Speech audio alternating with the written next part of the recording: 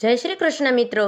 તો આજે આપણે કર્માબાઈના ખીચડાની વાર્તા જાણીશું, જેમાં ભગવાન શ્રી કૃષ્ણ સ્વયં કર્માબાઈનો ખીચડો ખાવા પૃથ્વી પર આવ્યા હતા.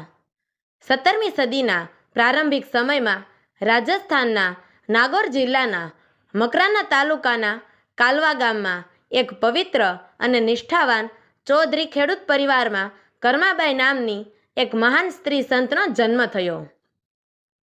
તેમના પિતાનું નામ જીવણરામ ડુડી હતું અને માતાનું નામ રત્ની દેવી. બંને ભગવાન શ્રી કૃષ્ણના અખંડ ઉપાસક હતા. તેમના ઘરમાં એક નાનકડું મંદિર હતું, જ્યાં શ્રી કૃષ્ણની મૂર્તિ સ્થાપિત હતી. રોજ સવારે અને સાંજે મંદિરમાં પૂજાપાઠ અને આરતી થતી.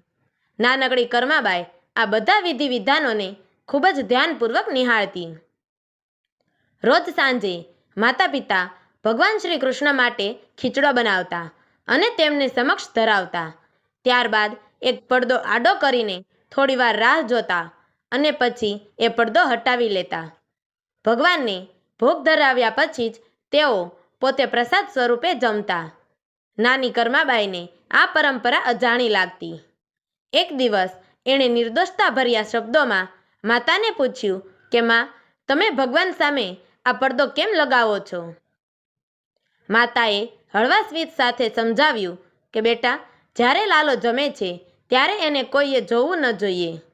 તેનું ભોજન શાંતિથી થાય અને કોઈની દ્રષ્ટિ ના લાગે એ માટે પડદો રાખી દઈએ. સમય વીતતો ગયો અને કર્માબાઈ ધીમે ધીમે મોટી થવા લાગી. જ્યારે તે લગભગ 8 વર્ષની થઈ ત્યારે માતા પિતાએ એક યાત્રા પર જવાનું નક્કી કર્યું. પ્રસ્થાન કરતા પહેલા માતાએ પ્રેમભર્યા સ્વરે કહ્યું કે કર્મા બેટા, યાદ રાખજે, દરરોજ ભગવાન કૃષ્ણને ખીચડો ધરાવજે અને પછી જ પોતે જમજે. નાનકડી કર્માબાઈના ચહેરા પર આનંદ છલકાતો હતો. એણે ઉત્સાહભર્યા સ્વરે કહ્યું કે હા માં, હું આ વાત જરૂર યાદ રાખીશ અને ભગવાનને ખીચડો ધરાવ્યા વિના ક્યારેય જમીશ નહીં.